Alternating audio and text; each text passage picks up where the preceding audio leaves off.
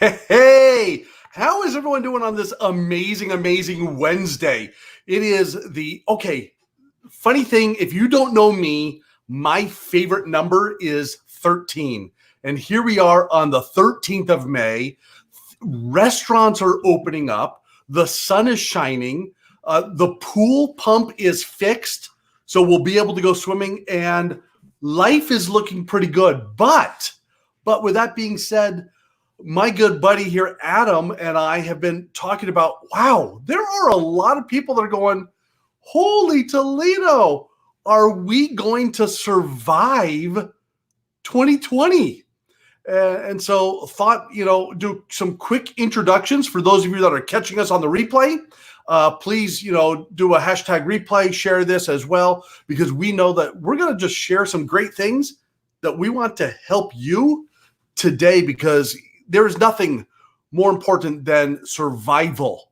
And it's not about survival of the fittest. It's about survival during this crazy time. So I'm Dr. Mark Leonard. I am the founder of the Happiness Breakthrough. I am a high performance coach. I help entrepreneurs break through their limiting beliefs and get to their absolute best version of themselves with less stress, with a higher productivity, and with greater courage than they've ever had before. And my good buddy Adam here, let him introduce himself. Adam Kipnes here. Thanks, Mark. Appreciate you going out there and making it up as we go along a little bit. We've been in this world that people have webinar fatigue. So hopefully some people are actually tuning in and checking this out, because I know there's just so much content. Everyone's trying to put out content. A little bit of a spoiler alert. We have nothing to sell. We're not going to sell you anything. We're not going to try and sell you anything. Really not that format. We know that you can buy products and services. That we want it to be sort of the question and answer guys. So Mark just told you a little bit about his mindset, helping you on the inside, making sure you're in a good place. I'm the other side of the spectrum. I'm the business side of the spectrum. I help you get real about where your business is today, clarify where you want your business to be, and then I build the bridge in between it to make sure that it actually happens. So once we fix what you're stressed about, what you're struggling with, what limiting beliefs you have, what concerns you had that the teacher was mean to you in school, all of those things that we've all been through and we all have. Once we come out of that, how do we make the business thrive from it? And it's through having a step-by-step plan, and that's what I do. So hopefully we can take both sides of that conversation today. How do we mentally get through the challenges of sitting at home and all the things that we do? And how do we use this time productively to plan for a successful business coming out of it? Yeah, and just want to echo what Adam is saying. We are not here to sell anything, you guys. We want to answer your questions because we know that you have questions, and please comment below. We will see them and we will address as many as we can. And we just want to be of help, of service, of just a mind of, hey, we are all in this together. And I just feel like I should be breaking out in High School Musical-esque. We're all in this together. And what can we do to help each other? So exactly. And I do want to clarify one thing. We are not going to sell you anything, but we will sell you whatever you want. So if you want to work with us, if you want to buy my programs, go for it. Really happy to help in any way we can. All joking aside, honestly, we want to be just a fun resource. Mark and I were talking last week. We're both talking to clients. We're getting just a lot of questions. Not everyone has the answers. We might not have the answers, but we're getting a lot of questions, a lot of the same questions. And we thought some of you might have some questions as well to think of, hey, what are people doing? What should I do here? What are the considerations? Now that Arizona, for those of you outside of Arizona, Arizona is mostly open as of today and fully open other than I think we opened sports too. So I think the only thing not open at the end of the week are nursing homes and maybe daycare facilities and schools. That's it. Everything else is open. Very few rules. I'm terrified of the amateurs out there and what they might do, thinking that everything's behind us and we're all healthy and carefree. I'll probably be sitting at home for the next 2 to 3 weeks, waiting for potential fallout. But that's what's going on in Arizona. And so people are still thinking, all right, what does that even mean? So, I mean, Mark, I know you've had that same question. I have, and it's really an interesting thing because one of the things I've had with several of my clients lately is, hey, it feels like things are out of order, right? And what I mean by that is I've had a lot of clients, and maybe you relate to this, where they say, it's just not what I'm used to. I've been doing this for 2 months now, and I just don't feel like I've hit my stride. I just don't feel like I know exactly where everything is. And one of the things that I have found with a lot of my clients, and even here in the Leonard household, is, you know what? It's okay to have boundaries. Just because someone is telling you, hey, everything's open, go out and go shopping. If you don't feel like going shopping, then don't. I had major lung surgery 5 years ago, and it was pretty traumatic experience for us. But because of that, I have some lung issues. I'm not going outside for the foreseeable future. But there's a great thing that happens here in Arizona in the summer. It is a beautiful day inside, and so I focus on what I can control. And I think that's where I'm going with this is, focus on what you can control. I can control if I go out or not. I can control how many Zoom meetings I accept. I don't have to go to every single one. And I don't have to have them back to back. Give yourself a break. If you want to be I coach to high performance. If you want to be a high performer, you have to plan a break in there for yourself. Just get up, get some water, maybe walk outside in the backyard, maybe walk down to the mailbox or do some stretching, or maybe it's meditation or whatever it is for you that you feel just reinvigorates, regenerates energy. Then find what that is and give yourself that gift of, I'm taking a break because I'm not at my best and I want to be at my best. No, agreed. And let's talk about this from a happiness perspective. You're the happiness guy, right? And so many of us, whether we're stressed out in the house or whether we're antsy, we've got those feelings, or when we see people outside, and you see posts now on Facebook of everyone, doing things. And at the same time, you want to support local businesses and you can't because you can't go to them or you don't feel right. How can people mentally be comfortable with their personal decision, right? Part of high performance is being comfortable with who you are and what you're doing. That's your world. Talk to us a little bit about how people can do that for themselves. It's interesting. It is my world, and I love that question. And it's something that I even continue to study for myself.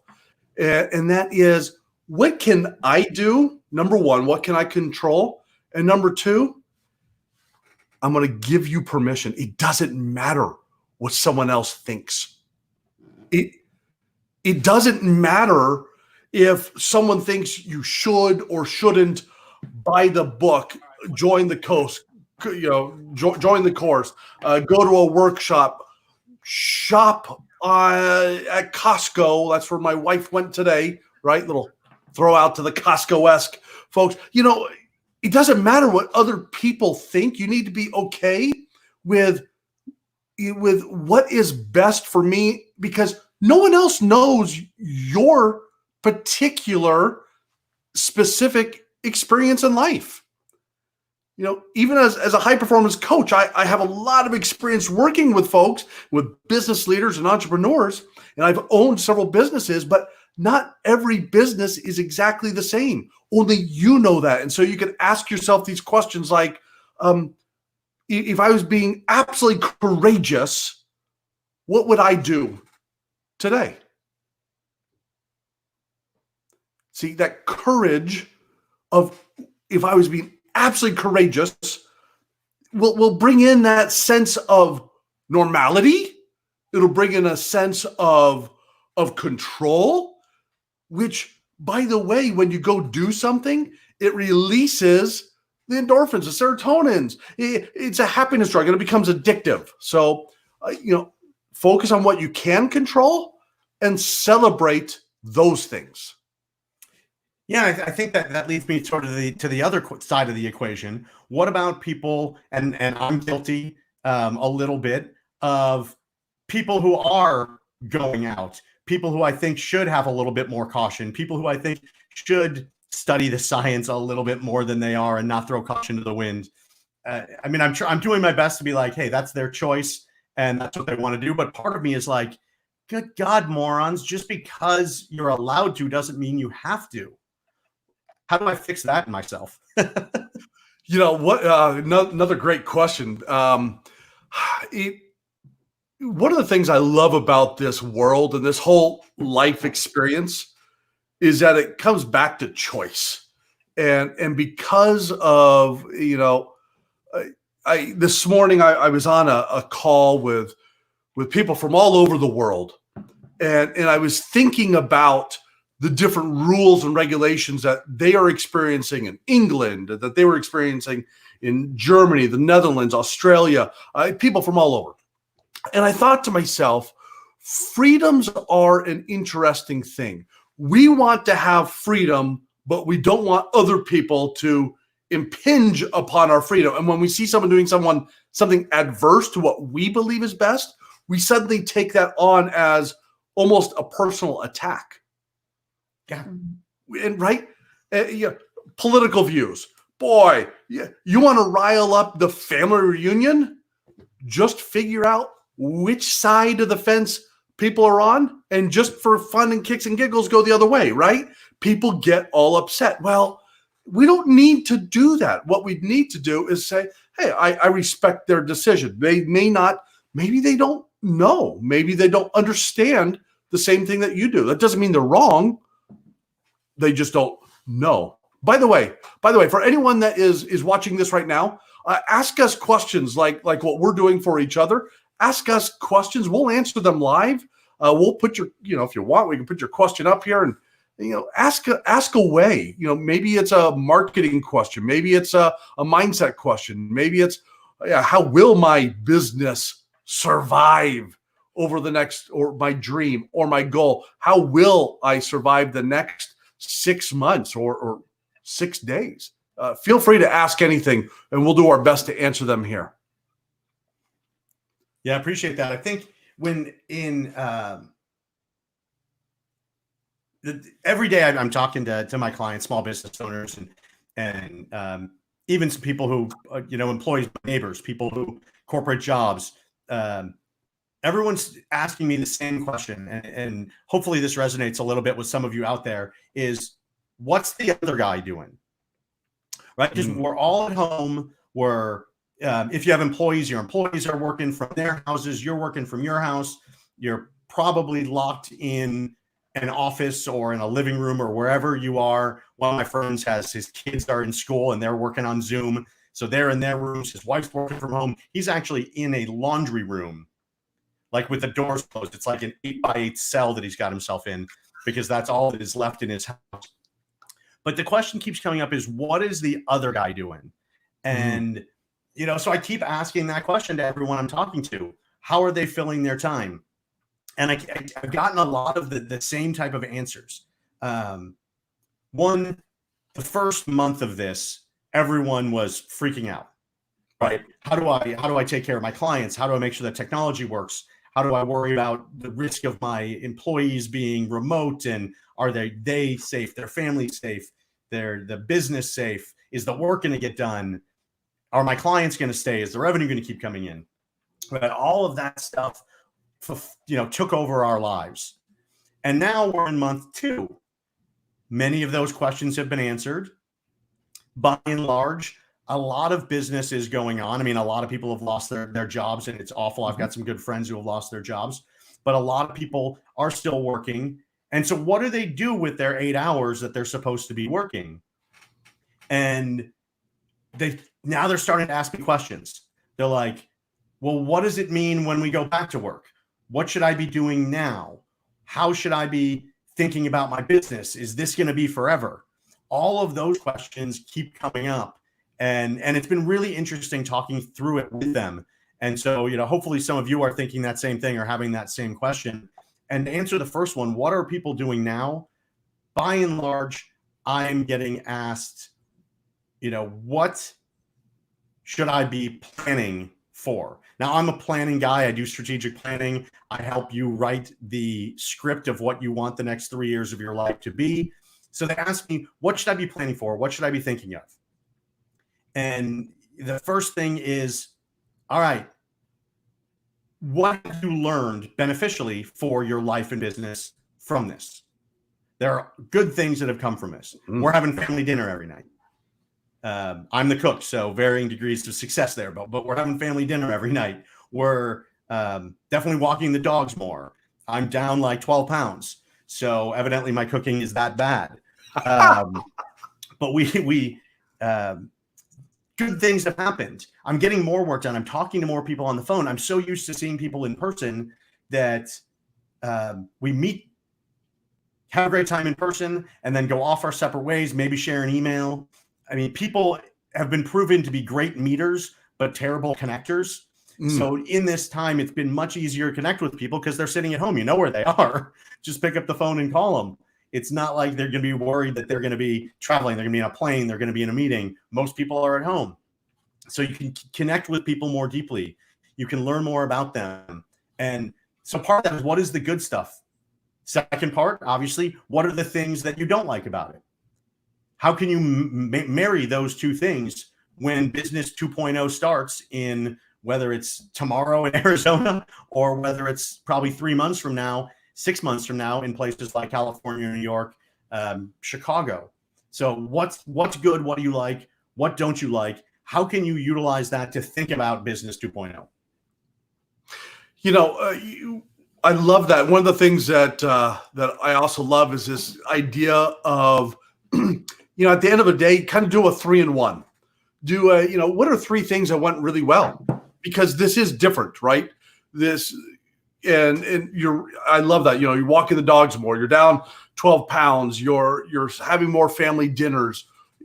Whatever it may be. What are 3 things that went really well? I really connected deeply, right? I really actually connected with these 2 or 3 people, or I was finally able to have that quiet time to write, and just start taking accounting each day. 3 things that went really well, and then 1 thing that you can improve upon.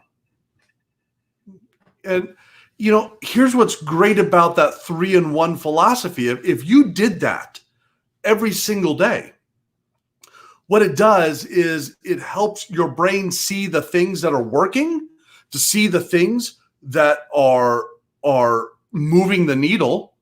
Even if you pick the wrong thing, even if it has nothing to do with business, but it was just a matter of, I finally was able to have that talk with my son, my daughter, my wife, my husband. I was finally able to, doesn't have anything to do with business, but it gives you that time to reflect upon 3 things that went well and 1 thing that you can adjust and do just a little bit better.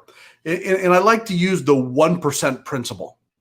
It's that idea of, if I could just change 1%, if I could do something 1% better today than I did yesterday, 1% is just barely perceptible change. Most people won't notice it, right? But you might notice it. Just 1% consistently applied over time makes for great changes over the long term. So from a business perspective, it's, what is that long-term view? How do you help? Because I know I was on a coaching call earlier today, and one of my clients brought up this point of, I don't know what is the next best thing for me to do. Should I do my marketing more in person? Should I really get good at that, or should I get really good at marketing online? That was a real question from this morning's coaching session. What are you seeing? So I'm a big believer that do what you're good at. We all have things we're good at. We all have things we're bad at. I don't know if it's the American educational system or if it's just the way we were raised, but for whatever reason, we try and do better at the things we're bad at than do more of the things that we're good at. And there's a number of ways to market, right? You can't see people face to face, so you have to think of things a little bit differently today. But online is not always the answer, right? Everyone's now trying to market online. You're probably getting inundated, like I said, with webinars and with lives, and we've got fatigue from all the people trying to sell us stuff. Our LinkedIn email boxes are blowing up with people spouting all the things that I need that they can deliver to me, never having said a word to me. So if you're good at online social media communication, if you have a following, if you know how to engage with people, if that's something that you're good at, but by all means, people are at home. This is a great opportunity to utilize that. But if you put out a post and you get 0 likes on it, social media advertising is probably not what you need to be doing right now, right? If it doesn't work to the people who like you, why would it work to the people who don't?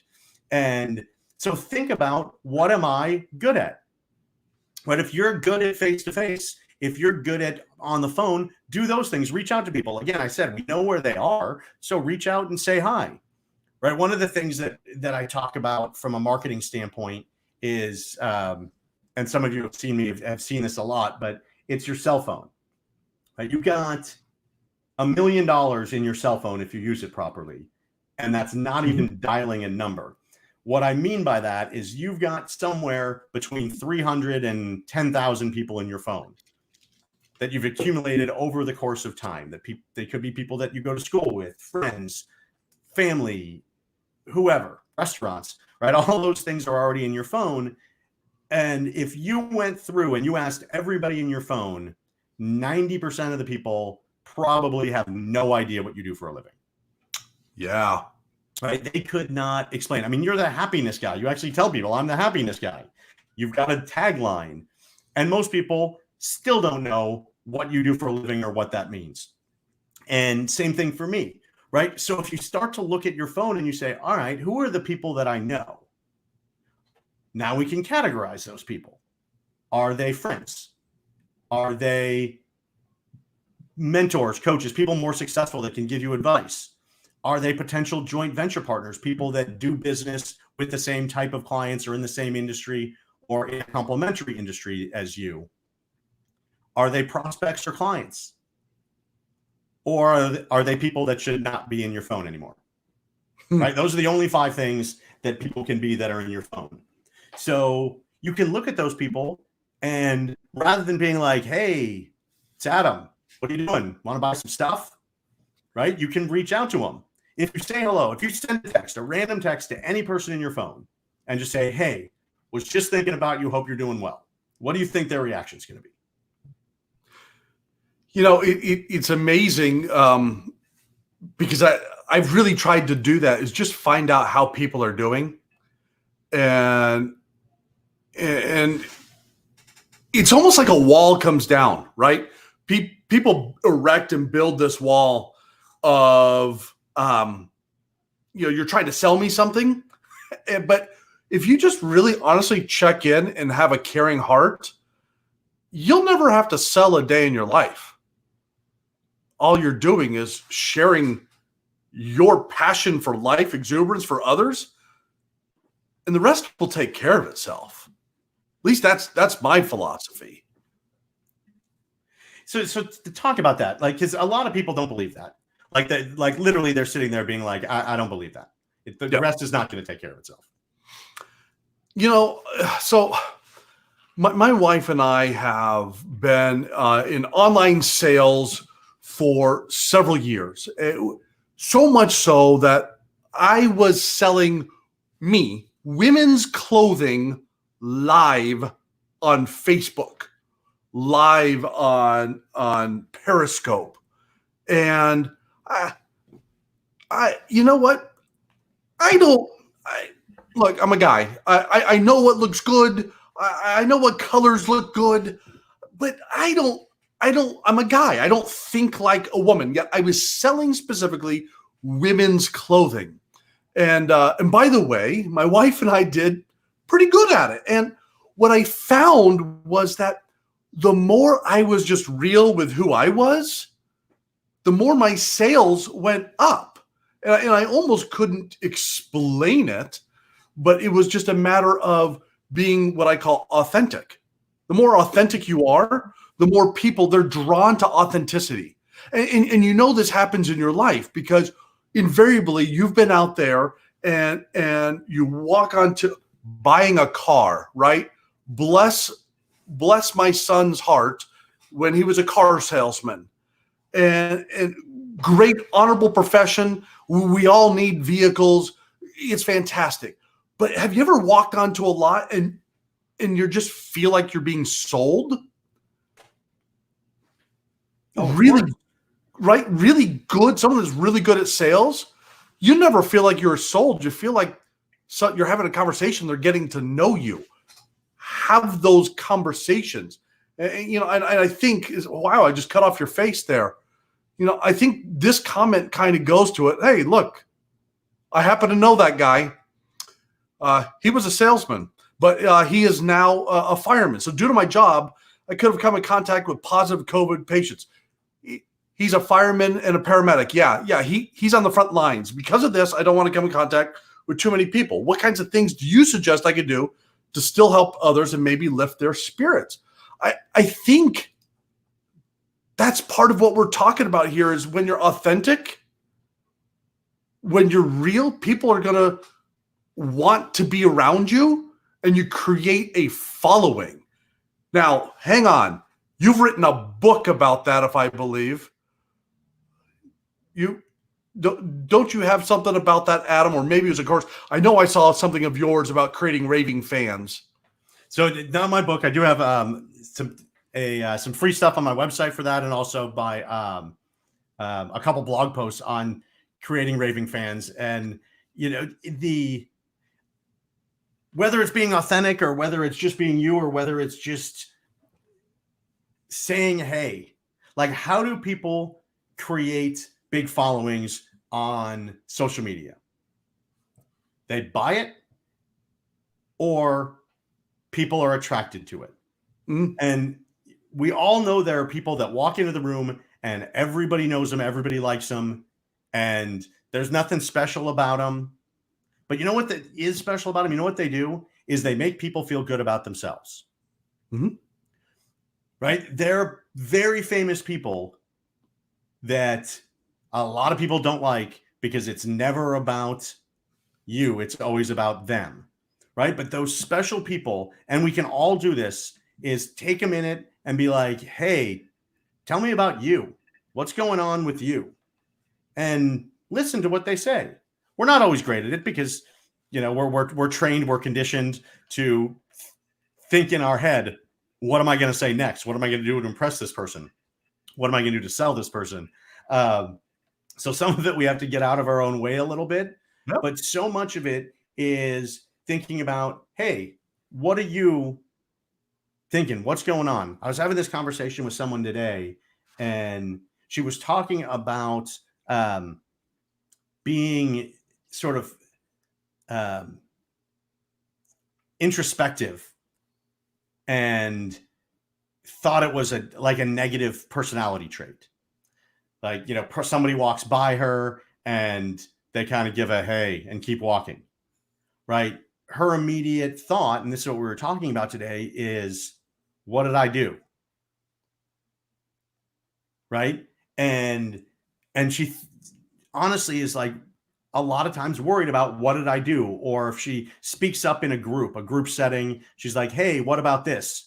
And everyone just sort of moves on to the next thing. And she thinks, well, obviously that was a stupid thing to say. I'm not going to say anything else for the rest of the meeting. Right? And we were talking about it and she saw it as a negative. And I'm not trying to over rosy it, but that's just a personality trait. That's just who she is. She is an introspective person. That doesn't mean it has to be negative. It can be like, okay, I know that I think that they didn't care. In reality, I know I didn't say something stupid. So how about I think about that person? Why didn't they say hi? probably something in their own life. They got in a fight with their spouse, their kid, got a D on a card. They just got a call from the principal. If it's at work, their boss probably yelled at them, or if they got a client call, or they've got a, big meeting that they're preparing for. There's a million things that are probably true more than that person doesn't like me. That's really, really far down the list. And so when we talked about it, we talked about, all right, understand, and then think, all right, how can I use this as a positive? If I'm introspective, I know that, so I can analyze what's going on, and then I can say my question a different way. Or I can ask, hey, my idea of X, Y, and Z, what were the flaws in it? How can I think differently? Right. So I think that's part of the authenticity is being raw and being out there and telling people, hey, I'm hurting too. Or like your brother, cousin, dad, son, whoever posted that,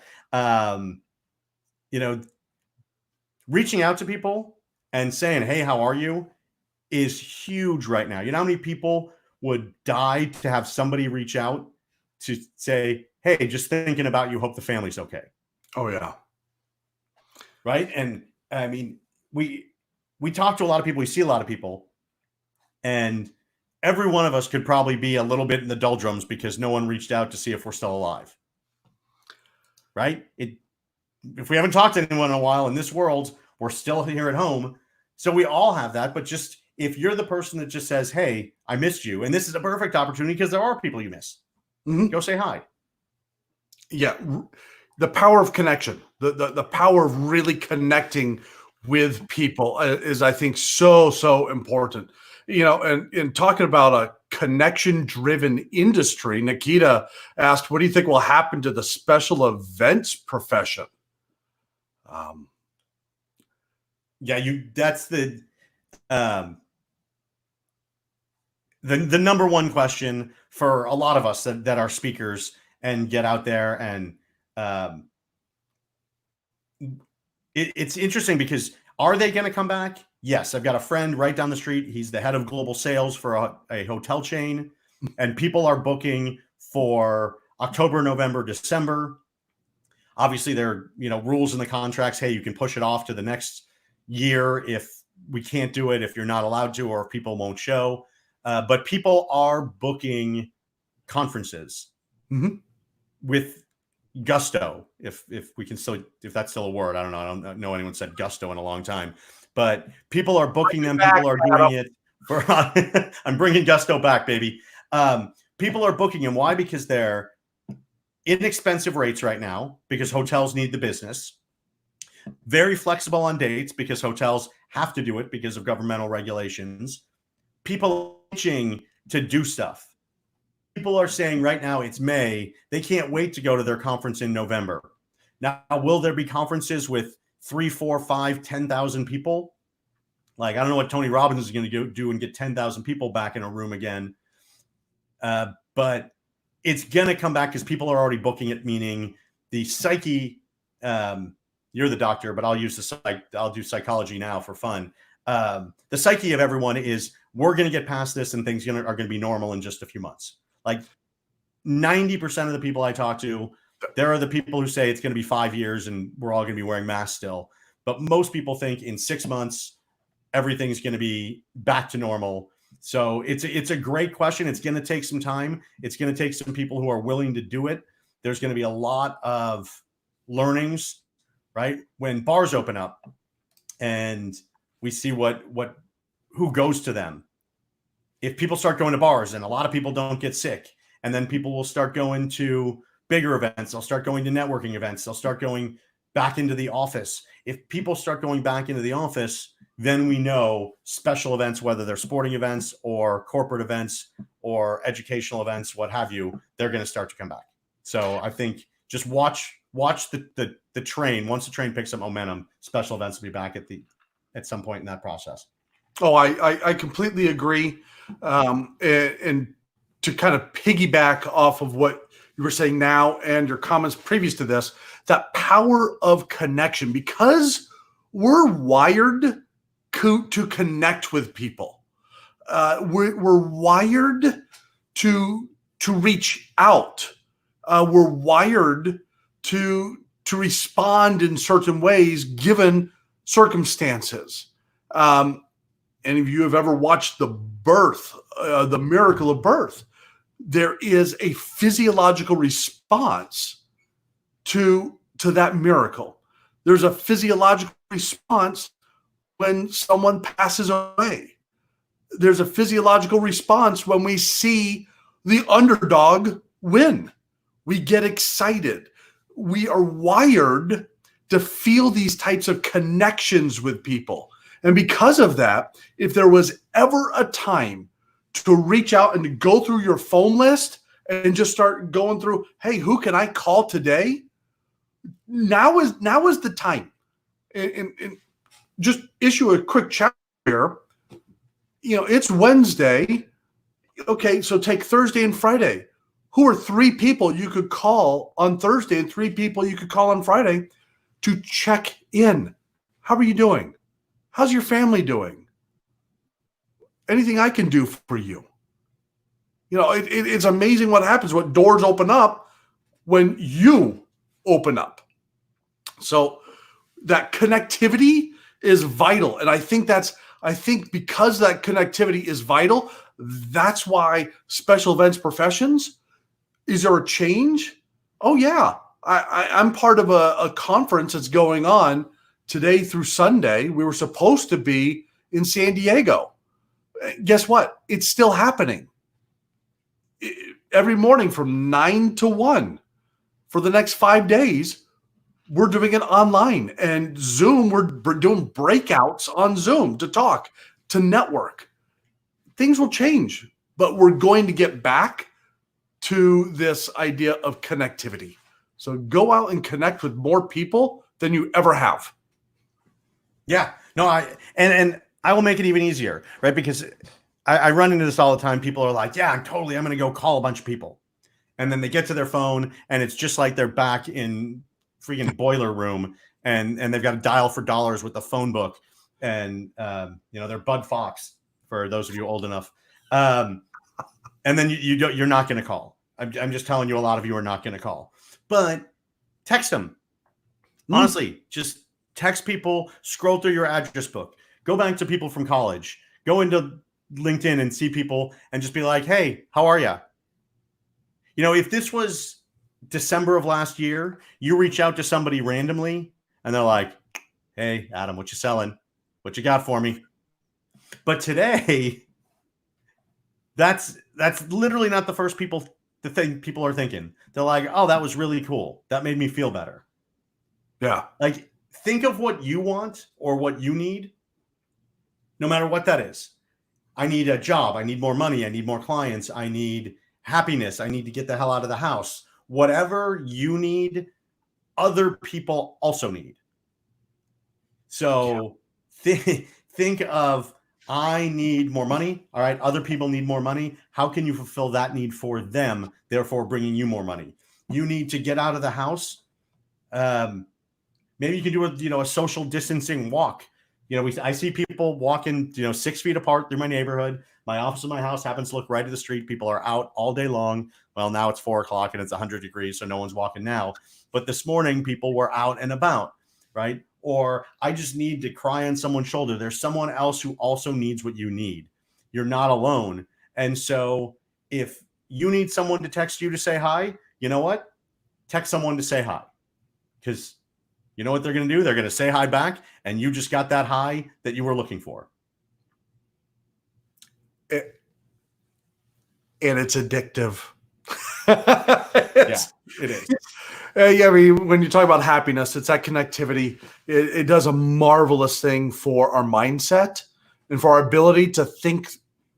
To think. I'm doing a really cool study. I was like, all right, so look, I'm a doctor, right? A doctor of leadership, not a medical doctor, but I study high performance.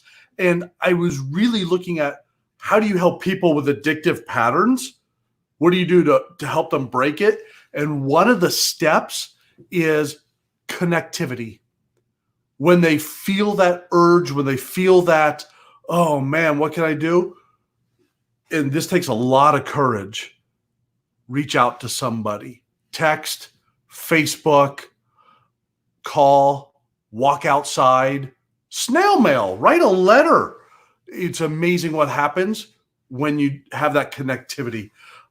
Hey, so I was curious. I just a couple months ago, there was all this banter of, this is 2020. This is going to be the most amazing year, most amazing decade. Everything is going to work out. And then reality hit, this new reality. What do you do when you have someone who's like, I have these huge dreams, these goals, I want to go accomplish them, but I'm really not sure how I'm going to, position myself now in the market? What advice would you give to someone who's just trying to maybe start up a new business? A couple things. Number one, this has been an amazing year. Mm-hmm. However you want to interpret that, it's been a pretty amazing year. And one thing that I learned, this was a presenter that I saw years ago, but this always stuck with me. And it was a quote that he said, "There are no unrealistic goals, just unrealistic timelines." So even if it's not, your goal isn't reached today, it doesn't mean that the goal isn't right. It just means that you need to add more time to reach that goal. So even though this has been disruptive, even though 2020 for a lot of people has set us back, for others, I know a lot of people whose businesses are absolutely flourishing right now because of they're in technology or, the online world, or they're in a space where people need help and support. Like, lots of people are having great success, but there are a lot of people that are struggling right now. But that doesn't mean that the goal goes away. That doesn't mean that the achievement can't still happen. It just means that the timeline's going to change. Mm-hmm. So how do you adjust your timeline? For me, it's always about planning. It's always about thinking and being real about where you are today. Most business owners that I know are not truthful to themselves about where they are. Successful ones think that they're the worst ever and that they should never have been born.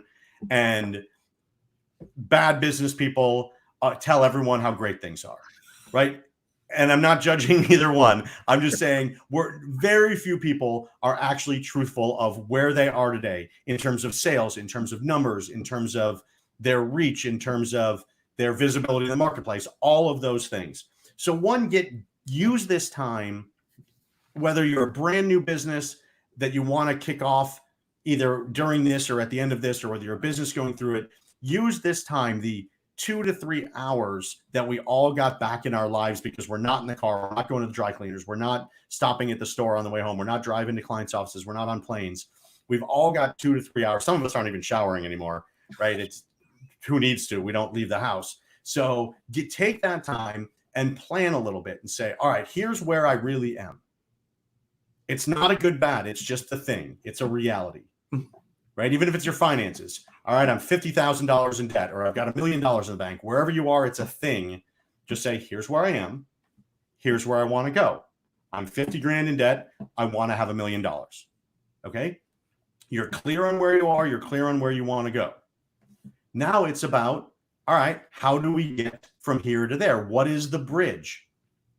For me, it's a strategic plan and a marketing plan. So if I know what I want to achieve and I know where I am, it's very easy to fill in the steps of what you need to do in order to achieve the other thing. Part of that is going to be, I need to set an office. I need to have a product. I need to figure out who my clients are. I need to do a SWOT analysis. What are my strengths? What are my weaknesses? What are the threats? What are the opportunities? If you know all of those things and you can put it on paper, now you can say, all right, what are the things I need to do to achieve it? I need to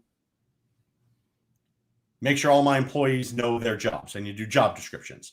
I need to implement a technology plan so people can stay working remotely as long as possible. I need to talk to my bank about looking at line of credit. There's a lot of cheap money out there. So do I need a line of credit? Do I need to have access to that? Do I have the capacity to bring on more clients? Some firms, honestly, they're just busy doing paperwork or they're busy doing the work, or they're busy on phone calls. They couldn't take on a new client if they walked in the door and dumped money on the floor because their business isn't set up properly. So if you build that strategic plan from being real about where you are to where you want to go, this is the time to do it. And you can do it in a very short time. With most of my clients, I lock them in a room for 2 days and we map out the next 3 years of their life. And they know when they wake up on day 3 what it is they're going to do because they have it right in front of them because we just listed it out. And if you know that, you just got even more time back. So I would say, in a very long-winded way, evidently, that what you need to think about is where you are, where you want to go, and build the steps of how to get there. Because gone should be the days of pushing papers around your desk and coming out and be like, wow, I killed it today. I did some great work, right? This is, if you have the written plan that tells you what to do, you know what to do, right? So that's how I would answer that question is, and now's the perfect opportunity because it doesn't take all day. You can take a half an hour that, you know, the earth, the world, God, spirits, whoever it is you believe in, gave to you as a gift. Here is time that you didn't have 2 months ago. Use it wisely. Amen. Yeah, we have been given this great opportunity. I was talking with a guy. He's in the chocolate industry. I love this. He's in, and everyone here has heard of this large chocolate company, international goodie. Well, I was asking him, I said, how is your sales team dealing with this change? And he said, it's fantastic. Everyone, they're getting more work done in less amount of time. I said, yeah, what is your engagement like? He goes, oh, it's amazing. Everyone is loving their work right now. Now, you may not be in that, I mean, come on, it's chocolate. How could you not love that work? But you may not I hate chocolate. Oh, but I'm sorry. I you must be breaking up. I don't know if we'll discuss. Carry on. Go. So, you know, you may not be in that perfect industry right now, but I would ask you, where do you want to be? Several years ago, we were moving from Orlando, Florida to the Phoenix, Arizona area. And when we have several kids, we had 3 kids at home, and my youngest at the time was kind of struggling in Florida. And I was asking her, well, you know, this is a big change, different weather, you know, different location. You've never lived here before. What are you most excited about? Right? Because I'm the happiness dude. I'm always looking for that positive. So I said, hey, so what are you most happy about? And she said, oh, I can't wait. I get to choose who I want to be when I get there. Think about that for a moment. A 12-year-old had the foresight to say, I get to choose who I want to be. This is your opportunity to look at yourself and say, who do you want to be in this world? If you don't love your job, change it. If you don't like where you're living, move. If you're sitting here going, yeah, but I've got bills and I can't change, you've been given a couple more hours, at least a week. I mean, could you imagine if you just got 1 more hour a day, 5 days a week to work on something that you want to? At the end of the year, that is 7 days, 7 full work days. You've given yourself a full work week to work on your dream. Now, what if you can turn that into 2 hours a day, 6 days a week to work on your dream, your passion, who you want to be? Could you imagine now 2 hours a day, 6 days a week? That's 12 hours a week. That's 100 hours. Maybe not. That's 60 hours, Math was not. I was told there'd be no math. Yeah, right. Yeah. That's 60 hours that you have to work on you. Imagine what you could accomplish if you just really put your mind to who you want to be. What is your dream? What is your business? What are you going to do next? How are you going to show up in this world with absolute intention? Saying, I know where I am now. I know where I want to go. I'm going to be so focused and dialed in for 1 hour, 2 hours a day. Imagine what can happen in 6 months. And all it takes is the mental change in perception. That's right? it. We don't have to worry about other people's perception. Yeah. We only have to worry about our own. If we perceive ourselves differently, we are different. And, we all know that person. We've worked with this guy, and usually it's a guy that nobody likes. And he has no idea. Because his perception of himself, for better or worse, is that he's awesome. And he goes home happy. He wakes up happy. No one at the office likes him. You don't want him to sit at your table. Like you kick the chair out to a different table at lunch so that person doesn't sit with you. But he doesn't know no one likes him because his perception of himself is so strong. And to change the perception of yourself changes the entire world. And and this example doesn't necessarily fit, but I'm going to say it anyway. I don't know if anyone's listening anyway, but hopefully you guys are, and hopefully this tracks a little bit. There was a study done on the Phoenix marketplace for conventions. And this research group asked people, hey, what do you think of when you hear there's a conference in Phoenix? Overwhelmingly hot and brown. Same group of people. What do you think of when you hear there's a conference in Scottsdale? Warm and green. Right? Same people, same city, like inches apart. Because there are parts of Phoenix that people think are Scottsdale based on where they are. Yep. Right? I don't even know where the Phoenician is. I think it's technically in Phoenix, but it could be in Paradise Valley. It could be in Scottsdale. I don't even really know, but I think its address is Phoenix. But people think of it as Scottsdale, warm and green. Phoenix, hot and brown. So use that. Think about yourself. Do you want to be Phoenix or do you want to be Scottsdale? It's the same thing. We all know it's the same thing, except for the rich Scottsdale people that think they're better than the rest of us because I live in Phoenix.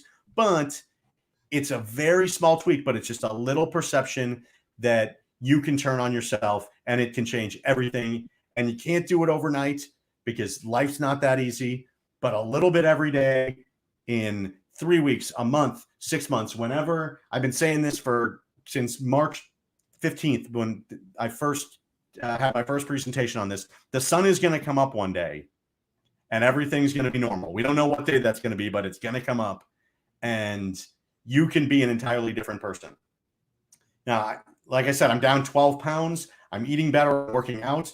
Probably still drinking too much for those of you who know me, but I've fixed a lot of other things in my life. I'm having more conversations. I'm talking to more people.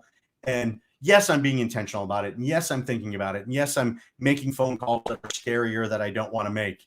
And there are times when I just sit there and I want to binge watch something and turn my brain off for 5 hours.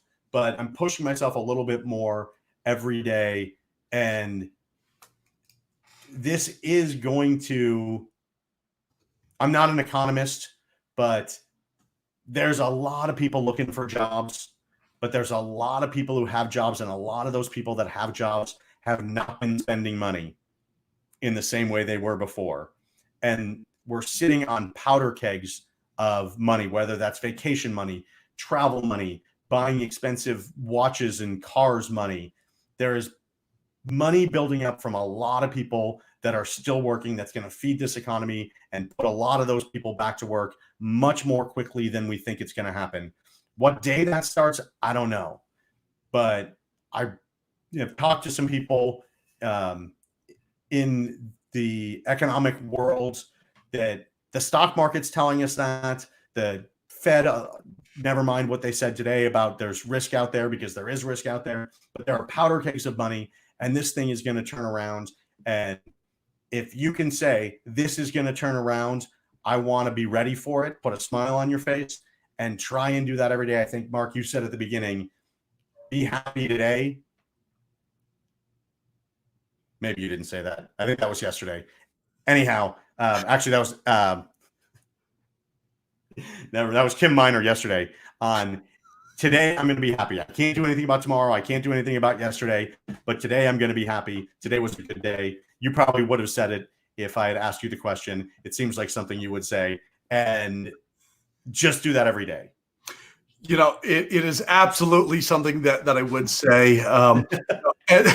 As we're wrapping up here, I thought maybe for those of you, you may not know us, and we hope that our time together was really something that you took something from, that you took a note, that something pierced your mind, your thought, your eyes, your emotions, whatever it was. We hope that something here that we said has motivated you to just say, hey, the sun is going to come up. And in closing, if you want to find me, go look up the Happiness Dude on any social media platform. You will find me. You can even go to the happinessdude.com. You will find me there.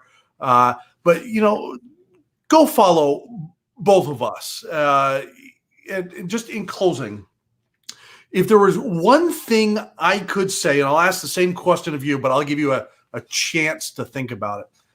If there was just one piece of advice, one piece of what could you do right now so that when the sun comes up, what would it be? My thing is today, plan. Don't plan for a January 1st launch. You want to beat that curve. Whatever it is that you do, I don't care if it's real estate, if you're a veterinarian, if you want to open up an ice cream shop in Iceland, I don't care what it is that you want to do.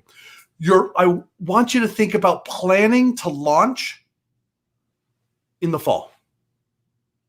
Because what Adam was saying is that there are powder kegs of money out there. And whatever you need to do, take the summer, take 3 months to just, what do I need to learn? What do I need to hone in? What skill do I need to know? What plan could I put in place? And be very intentional about it. Pardon me, very intentional about it. Then you will be ready to launch when the sun comes up. Whenever that is. Plan with intentionality. Go find me, the Happiness Dude, anywhere that you can. Adam. Yeah. So planning is my thing. So I will second that. I also want to say I saw Marco. You joined. Hopefully you're still listening. Congratulations on the baby. Can't wait to meet him. One of the big bright spots for one of my friends, his first little baby boy. So congratulations, Marco.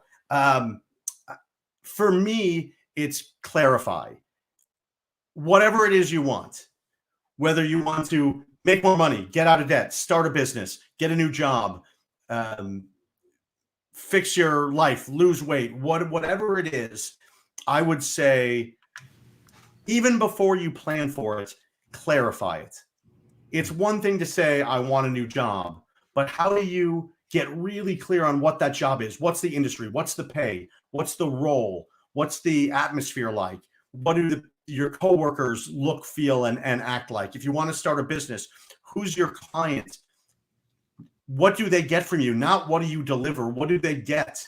Right? Watchmakers deliver watches, but that's not what they do. They deliver glamour and authority and ego, right? What do you deliver? What is that other person gets? So clarify as much as you can what it is you want. The more clear you are, the more likely you're going to know what the steps are to plan for. So I would say use this time to clarify, what do you want in life? Dream big, but get really, really, really, really specific on it. And, you know, if you need help with that, I'm really good at brainstorming. It's a lot of fun. It's even more fun after 5 o'clock because I get a few cocktails in me and my ideas start to flow. Anywhere on social media, I'm Adam Kipnes, whether it's Instagram, Facebook, LinkedIn. That's pretty much it. I'm sure I'm on Snapchat in case you want me to forget what you just sent me 5 seconds after I look at it. But go to Adam Kipnes and just hit me up if there's anything you need. But I would say get really clear about what it is, because you've been telling people what you want. Now tell yourself what you really want. That's what I would say. Absolutely.